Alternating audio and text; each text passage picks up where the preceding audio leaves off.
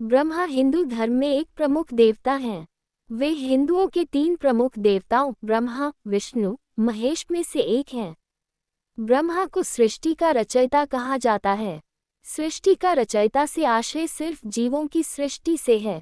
पुराणों ने इनकी कहानी को मिथ के रूप में लिखा। प्रमुख देवता होने पर भी इनकी पूजा बहुत कम होती है। इसका एक कारण ये बताया जाता है कि इन्होंने अपनी पुत्री सरस्वती पर कुदृष्टि डाली थी।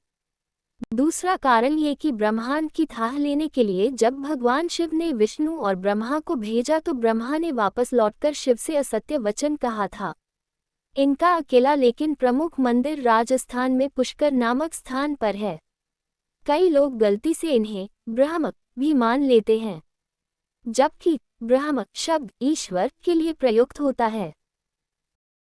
पुराणों के अनुसार ब्रह्मा जी के मानस पुत्र मन से मारीचि, नेत्र से अत्रि, मुख से अंगिरस, कान से पुलस्त्य, नाभि से पुलह, हाथ से क्रतु, त्वचा से भृगु, प्राण से वशिष्ठ, अंगुष्ठ से दक्ष, छाया से कंदर्प, गोद से नारद, इच्छा से सनक, सनंदन, सनातन, संत कुमार, शरीर से स्वयंभू मनु, ध्यान से चित्रगुप्त आदि।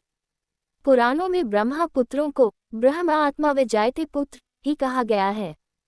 ब्रह्मा ने सर्वप्रथम जिन 4 सनक, सनंदन, सनातन और सनत कुमार पुत्रों का सृजन किया, उनकी सृष्टि रचना के कार्य में कोई रुचि नहीं थी। वे ब्रह्मचर्य रहकर ब्रह्म तत्व को जानने में ही मगन रहते थे। इन वीतराग पुत्रों के इस निरपेक्ष व्यवहार पर ब्रह्मा को महान क्रोध उत्पन्न हुआ। ब्रह्मा के उस क्रोध से एक प्रचंड ज्योति ने जन्म लिया। उस समय क्रोध से जलते ब्रह्मा के मस्तक से अर्धनारीश्वर रुद्र उत्पन्न हुआ। ब्रह्मा ने उस अर्धनारीश्वर रुद्र को स्त्री और पुरुष 2 भागों में विभक्त कर दिया।